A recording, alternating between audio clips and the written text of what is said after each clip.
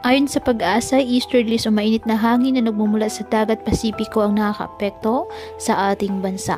Walang bagyo o low pressure area na minomonitor sa loob at labas ng ating Philippine Area of Responsibility na maaaring makaapekto sa ating lagay ng panahon.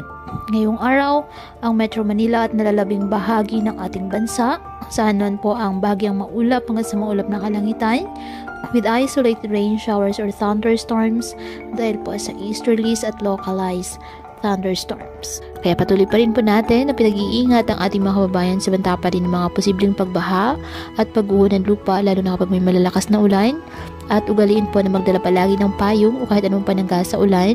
Hindi ka naman po sa init ng araw kapag lalabas ng ating mga tahanan. At yan po muna ang update sa lagay ng panahon ngayong araw.